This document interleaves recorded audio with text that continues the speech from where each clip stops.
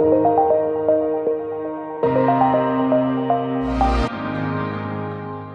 Roberta Gamble, partner and VP at Frost Sullivan. We conducted this research project in collaboration with CABA and their steering committee members. It was a really great project that's built upon many years of our own research, both with CABA as well as independently on connected homes, and both from the end user perspective, which a lot of the focus here is on. We had over 1,200 homeowner interviews, as well as hundreds of interviews across the value chain. So we had a nice convergence of both the suppliers and the demand side for this research. So we're just going to talk real quick about what a connected home is by our definition.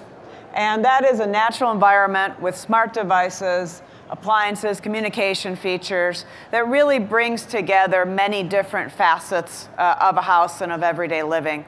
So that these are some of the main categories that you'll find. I think this captures many of those categories, or many of the different facets of a home very well in these buckets, but certainly as the market and our lives evolve over time, it's probably going to be changing. But basically, lighting, appliances, security, HVAC, communications, and entertainment are the key buckets that we look at when we're defining a connected home, and the automation and smart processes within them. Just a quick note about our project that we did. Again, we did about 1,234, easy number to remember, 1, 2, 3, 4, primary interviews with the survey, and then also several dozens upon dozens of interviews with the industry as well. We also looked at secondary research, both our own previous studies as well as some third-party research that we cited in the study. Now, when we look at the connected home, we really look at numerous drivers that are coming about, that are spurring the homeowner to look to these devices.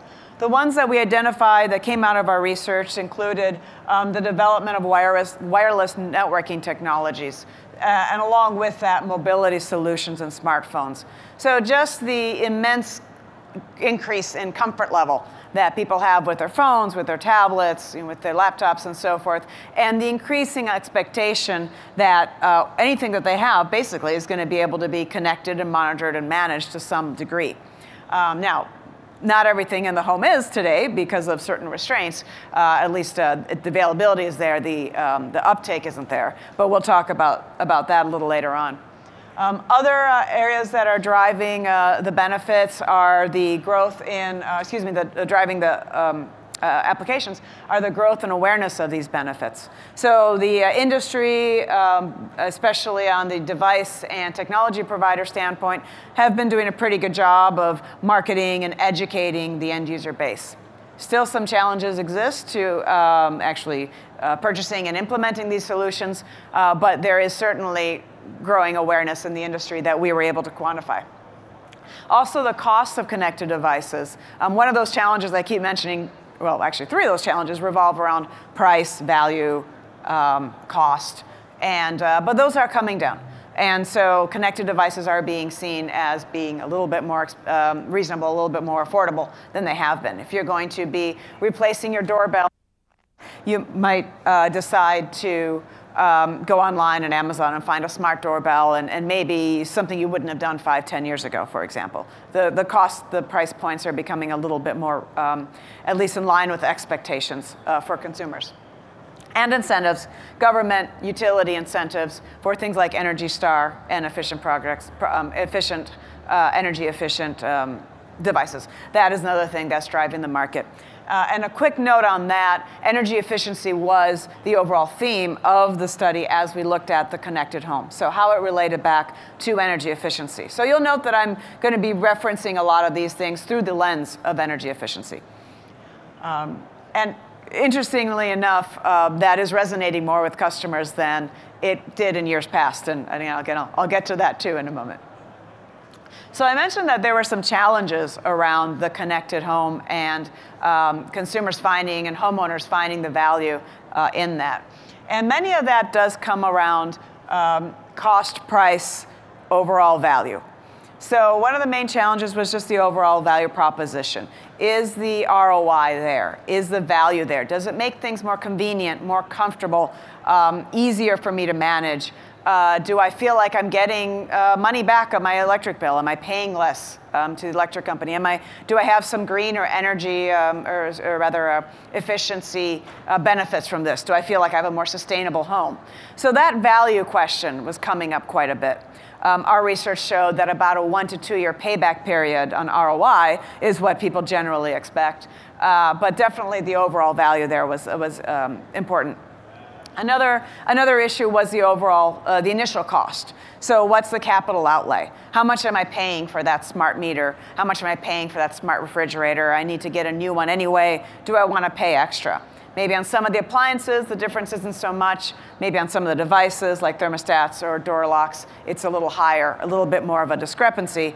You could probably get a doorbell for, I don't know, what, 20 bucks, 30 bucks if it's at the most simplest. You're going to spend a couple hundred to get one that includes a camera and offline, online capabilities. So that initial outlay is also a concern. Another challenge, talking about economics, is the installation and maintenance cost. One thing we found that whereas in facilities and commercial buildings, industrial buildings, you typically you have a facility manager, you have an energy manager. We've had that for over 100 years since we've electrified the economy. And you have someone who's monitoring equipment, someone who's monitoring things like depreciation of assets and so forth. You don't have that in the home. It doesn't make sense to have that. So what are the long-term costs of maintaining this equipment? If something goes down, whom do you turn to? One thing we found in our research, which was kind of interesting, was there seemed to be a tendency where even if a homeowner is using, say, a third party to go in and purchase or to integrate all of their various appliances and various equipment within the home to make it smart, if that particular piece of equipment goes down, they're typically going to go to the manufacturer, not the company that integrated the smart home in the first place. And so that manufacturer may be able to come to them with some warranty or some repairs, but they don't necessarily understand or replacement, how it fits into the larger smart home theme. So there's some disconnect there too. And how much of that is actually a challenge versus a perceived challenge in the mind of the homeowners is definitely a perceived challenge. Concerns about cost and ongoing maintenance. And related to that is integration and connectivity. So even though there are a lot of smart appliances out there right now, there's some smart platforms, there's smart apps, the feeling is still you're going to have 11 smart devices and 13 apps with which to control them. We don't really see, in the eyes of the consumer, I think it'd be a lot to expect one major platform, an Apple house or a Google house or whatever you may have, or a Lowe's house. There's a few of these themes, but there's no real overarching umbrella solutions that are going to tie in much of a smart home. So there's still a lot of fragmentation. I have, anecdotally, I've spoken to a few people. Our head of consulting at Frost Sullivan recently bought a house here in Southern California, and including all the light bulbs, he has something like 80 connected devices. It's an incredible amount, the sprinklers, the light bulbs, everything there. And he has like 12 or 13, 14 apps that he has to use if he wants to manage all this. And it simply becomes too much and isn't worth the trouble. So that issue with connectivity, one of the challenges that we see in integration. And then also security and privacy. We've done, this is a consistent theme we've seen. We did a cybersecurity study not too long ago around the connected home, and baby monitors, nanny cams, security monitors, those are one of the top things that are of concern when it comes to cybersecurity. And cybersecurity has many different aspects to it. It could be the information.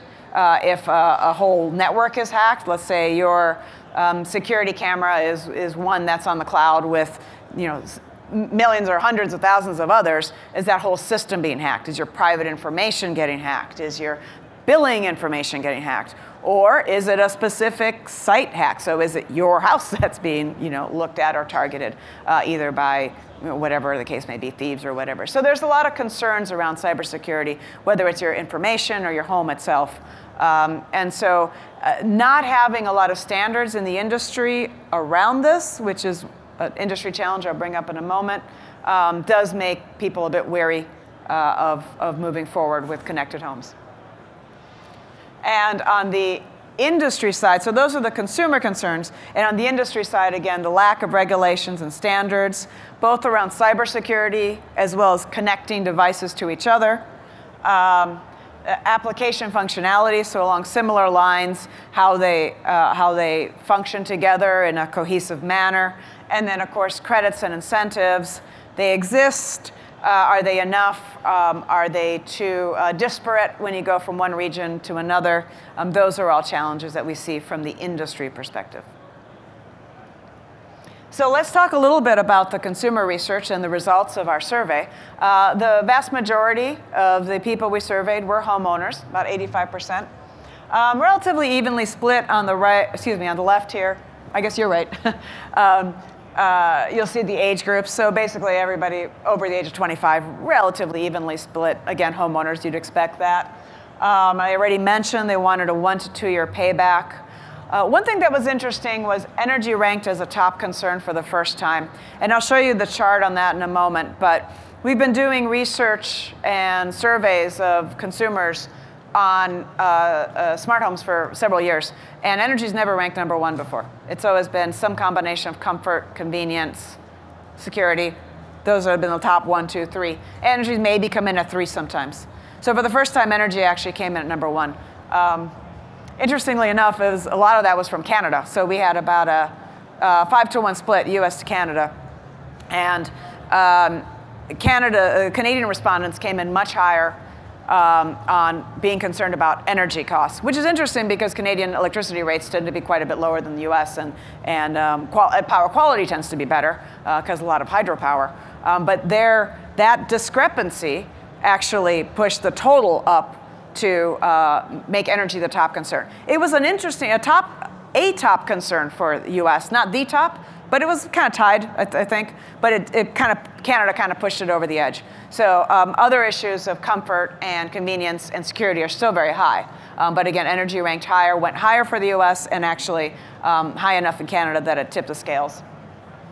Automating systems is important. I'll talk in a moment about HVAC systems, but that was quite an interesting finding, wanting to have systems that are smart enough to know if there are occupants in a room. That I think shows a certain level of sophistication on the consumer side that maybe we haven't seen before. And then cybersecurity, as I've already discussed. So the penultimate point I just brought up was around HVAC and occupancy. So HVAC systems, of course, are pretty much your major energy user. Lighting is close second. And those are targets that consumers understand. If they get a more efficient air conditioning system, you're going to save on your electric bills. I mean, that's pretty well ingrained. But what was interesting, it was they are looking beyond just, well, turn my electricity or my temperature up 1 degree and the air conditioning, let me use a little less air conditioning if it's going to be more expensive for me to be paying. They're looking beyond that and saying, what if nobody's in the room? What if nobody's in the house? Do we have to have it at, I don't know, 68, 70? I live up near San Francisco. We don't have air conditioning. But from what I remember, having grown up in Wisconsin, that's about the temperature you have it, right? So maybe you bump it up to 72 or 75. Really don't need it very high if no one's there. So that was a major item that came up in our research was occupancy sensors for air conditioning and general automation, for HVAC, I should say, heating as well. And that was also a top unmet need. So they're feeling that this doesn't exist. Even if I have a smart thermostat, typically it's just that one unit in the room. Now, I know there's smart thermostats and systems out there where you can put sensors across all your home, but that message isn't as clearly communicated to a lot of the consumers yet. So that was a major concern. Another top unmet need I mentioned earlier in the presentation was having one electronic throat to choke, I guess you could say, right? So one device, one system, one place I can go look at my house, understand what's using all the electricity, how much, what's vulnerable, what can be monitored, what can be manipulated, and doing that all at one place instead of having to open 6 different windows on my laptop. And that points to my third point there in the second bullet, which is a breakdown of the energy bill by major type of equipment. So right now, if you put up solar panels, you put up, well, solar panels is a bad example, but if you put up, if you get a couple different devices that are more energy efficient, your electric bill might look better, but you don't know how much you're saving from each device. So that was a demand. That was felt to be an unmet need in the industry. And coming from the utility would be great. I'll talk about that too. Consumers do still like to turn to their utilities for this type of information, but it's not mandatory. If you can come in with a good, strong value proposition that gives that comprehensive, not just control, but information back to the homeowner, that's very attractive and considered not attainable at this time. A very high percentage of consumers want to adopt smart home technologies. About 80% were either likely or very likely. So I think that's a positive trend that we're seeing in the industry. Those who were not very interested, 2/3 of them just weren't interested in the features. They just didn't have an interest in it, as opposed to, for example, they had already purchased the technology or some other reason, but there simply was lack of interest. We had certain interesting areas that had high recognition for being important for energy, but still didn't have, for energy efficiency and savings, but didn't have a lot of purchasing, didn't have a lot of application. So for example, insulation, high energy HVACs, things like smart thermostats and so forth. People recognized that these were important and that can help with their energy savings, but weren't buying them as much as certain other, it still had relatively low penetration in the market. And that, again, could be changed with more detailed information back to the consumer than just the top-level energy usage. And again, LEDs and energy-certified, LED lights and energy-certified appliances were the ones that were most highly adopted, probably because they're typically the easiest to integrate. You can switch out your lights pretty easy. You need a new light bulb, you're going to go buy an LED bulb. You need a new dishwasher, you might spend an extra, whatever, $150 or $100 or whatever on one that has a better energy rating, and you might get a rebate from your utility anyway. So it might make sense to get a smart one. So let's dive into that a little bit more. Here's what I was talking about when energy and utility savings were the #1 point. Again, the Canadian respondents really pushed it over the edge, probably up to by a few percentages, which is really high considering that they were only 20% of the respondents. So that was interesting. Convenience, security, comfort. These 3 things are always, always, always important. We see this on the commercial side as much as we do on the residential side. They want a house to be more comfortable. They want it to be more convenient. You're probably replacing the trim on your windows, not just because you want to save energy, but because you don't like it when it's drafty. It's kind of a similar theme there. So that is very important. Peace of mind, I think, speaks largely to security, but to some extent also to comfort. And then just a decision to like technology and smart products. There's always that early adopter, DIY, techie angle to it as well. I mentioned that HVAC controls, being able to control your HVAC system and for it to be automated and to have occupancy sensors was very important and an unmet need. And you can see 2/3 when people were asked, we're allowed to choose more than one answer.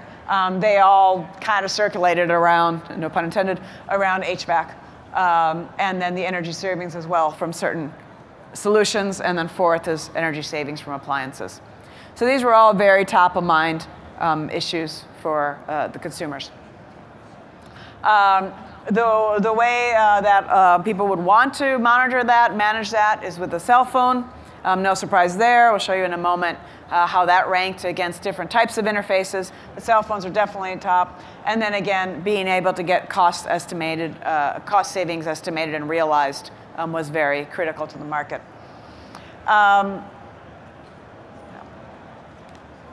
So this chart shows us a little bit on the met needs, unmet needs, and then what we call bonus attributes. So basically low priority, but really high satisfaction. And then the opposite of that, which would be low priority gaps. So we don't really get it, we don't really care. Those are around the cost of energy display. So an in-home display and your cost of energy, nice, kind of nice to have, not really something I think about, whereas consumption and pattern feedback, I can't reiterate that enough. Ease of installation was about part way up. One of the challenges I didn't really mention earlier was installation and integration. So having to get an electrician to come out and install your equipment, it was, people like plug and play, was a bit of a deterrent. So that was a challenge. Another one, but so products and technologies getting easier to install, of course, is a benefit. Occupancy sensor, I mentioned that, very high in the middle. And then again, the automatic energy savings on HVAC. As I mentioned, the reason why people who are not interested in a smart home, by and large, just don't care about the features and benefits. That was the big takeaway there. Either whether they have a better solution already, or they have something similar, or they have something with the features, even if it's a different solution, that didn't really rank very high at all. It was just a lack of interest. Some of the cost concerns, again, in this chart, we were allowed people to pick more than one. And some of those concerns go around initial setup, maintenance and management, and then the costs outweighing the benefits being basically value. So as I mentioned before, those three major restraints that all are around the pricing and how much out of pocket is this? Do I see the value of it over time? How much is it going to cost me up front? And what do I do if something breaks down or something gets upgraded and I don't have the opportunity or don't know about it? So those are all important. And then technical barriers, installations and so forth, but also the concern about being hacked and the security concern, both physical as well as cybersecurity concerns. The things that people did the most was change their light bulbs and upgrade their appliances. Again, not a big surprise there. Great for the LED industry. It's an important finding. Lighting can be around 30% of a home's electricity usage. So it's important to know that that is interesting. But again, if you think about why an LED is attractive, it's low cost. You don't have to worry about maintenance. You don't have to worry about installing it. You just screw it in. So all those things again speak to those challenges. Insulation, high efficiency HVAC. Those two things that can save a home a lot of money with most of the power costs being lost through heating and ventilation inefficiency. Those are lower. And again, probably because of the cost and installation, the upfront cost, the cost of installation, maintenance, and so forth. So the uptake of those two were significantly lower than things that are cheaper and easier to adopt. I'm sorry, this one's a little small, but this is what we asked people what they think they would do in the next 18 months once they've kind of been thinking about energy and efficiency. And interestingly enough, smart thermostats were top of the list. I say interesting enough because they're not cheap, and they do need an installer to come in and often to put it in. But that was top of the list. So within the next 18 months, a full fourth of our respondents said that they would consider upgrading their thermostat. There's certainly a comfort and convenience aspect to that. I have to admit, when we need a new thermostat, I got one I could remotely control with my phone, not for the energy usage, but so that on a cold winter morning I could turn up the heat without having to go all the way downstairs. It was purely convenience, and that was worth the extra, whatever, 80 bucks. But that convenience or energy efficiency, that is the top one. And then the power strips too. What's always a little hard to tell in a survey like this is if they were already planning to get a new power strip or a thermostat. But at least they saw the value of that, and that was where they were planning to spend some money in the next year or and a half. I mentioned before about how people want to control and manage their equipment. Now, smartphones, by and large, when they're given one option and say, what's the one thing you would do, they would choose a smartphone. And then other smart tablets. But then the second is actually a centralized control. So if you give people multiple options, this actually looks very different. If you give people multiple options, it's the same order, but well, as you can see, it's actually out of order because laptop, tablet, and smartphone are the top 3. But when you're talking about this, you only have one way to do it, then smartphone by far is the top one. Now, what's also interesting, though, is voice. It's only 7%, but that's going to be increasing. We fully expect it to. We've seen it increase. We fully expect Alexa, Siri, whatever other go Google or hello Google or whatever that is. We fully expect that to increase over time. So that's a really interesting facet that I say we would not have recognized even just a couple years ago. It's a market that is being created in front of our eyes. So it'll be neat to see in 2 or 3 years what that looks like. Now, I mentioned that consumers are quite comfortable working with their utility or with third-party service providers or with technology vendors when it comes to getting the information on their markets, and that was shown in our results. So, whether utility or third-party home security suppliers were relatively high on the list. If you've tracked the smart home market, you know that some of the first to market companies in the smart home space many years ago, 10, 12, 15 years ago, were actually the security companies. ADP had very interesting solutions. And they were, back when the smart home was much more simple and tended to be targeted towards a real higher echelon of more expensive homes. Now it's being, there's a lot more fragmentation, a lot more options, and it's being become available to a wider group of consumers, but the security companies are kind of coming back in the fold. Alarm.com and others are starting to offer other solutions, including energy savings and such. Conversely, you see Nest offering security-related services, and so forth there too. But home security companies, I think that's a number that was pretty high, maybe dipped a little, but I expect to start coming back again in the coming years. Okay, so the last few slides here, we're going to talk about some of the findings. So we had many other survey questions that we presented, which is available in the report through CABA. If you want to talk to them, their membership, you're able to access some of this information. And of course, the full report is available to those who worked with us on it. But there's a lot more data, a lot more information. So do connect with Greg if you want that. I'll talk a little bit, though, about our findings and outcomes, our analysis. Some of the challenges that we see in the industry, the cybersecurity standards, both in terms of standards and connectivity. So the lack thereof, that's a challenge. We do think it's surmountable. We do think it's something that the industry can come together and create better standards and protocols that will really help this, both the cybersecurity and the connectivity area. But it's just something that hasn't really been done yet. I think it's inevitable, but the industry really needs to step up and do it. One thing that I thought was interesting was the analyzing of the data. So there's a lot of data. In any IoT topic, you hear this. There's a lot of data going out there, a lot of data being collected, or at least generated. It's not always being collected. And the data that is being collected is not always being analyzed. So that's another challenge there, too. There's a lot of information that's not really being crunched, and then it's not, perhaps, is being analyzed somewhere, but isn't being reported back to the consumer. And again, that came through in their frustration, that they didn't really know what was better than anything else in their home that they've invested in. So that's an interesting aspect of this, too, that would really help the market. And lastly, when you're looking at that, what's the rating? What are tools? What does a high-performance house mean? Is there a LEED type standard for a high-performance, energy-efficient house? And that could be something in the purview of home builders or architects, or it could be, again, device manufacturers, utilities. Really, anyone in the industry could probably through collaborations, come out with some gold standards of what efficient, energy-efficient, green, renewable, smart, connected home should look like, based on things like square footage and climate and so forth.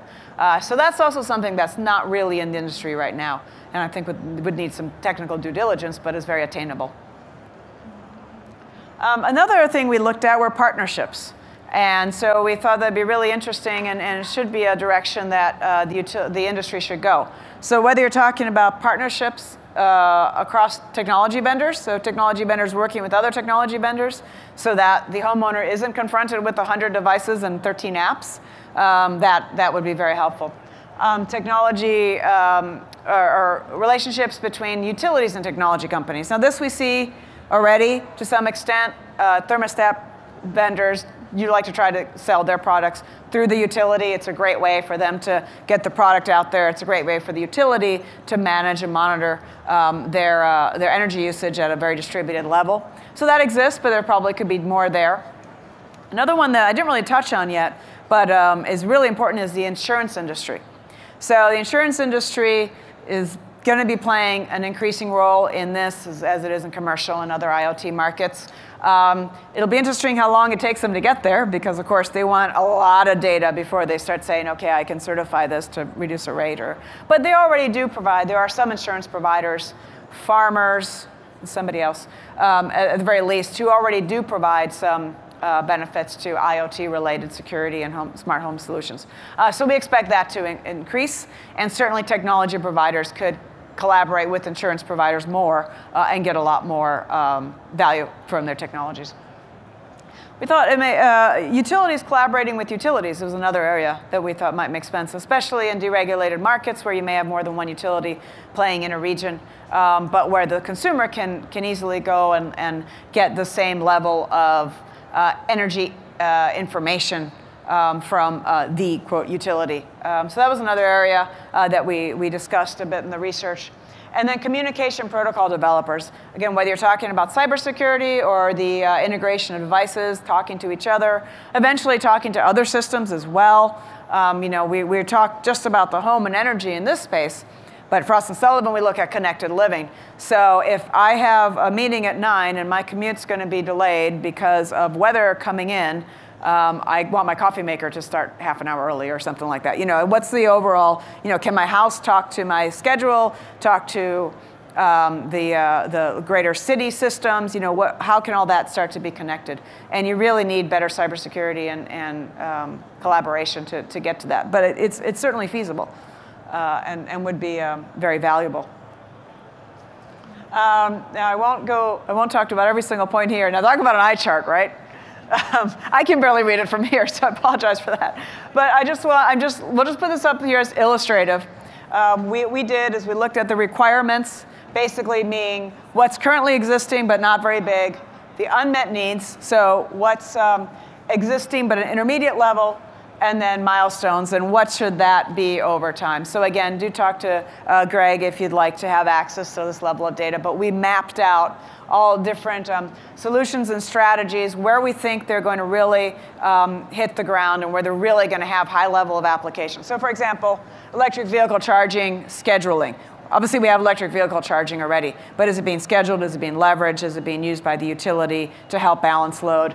Probably won't be for another few years. So that's kind of what we've mapped out here for the industry.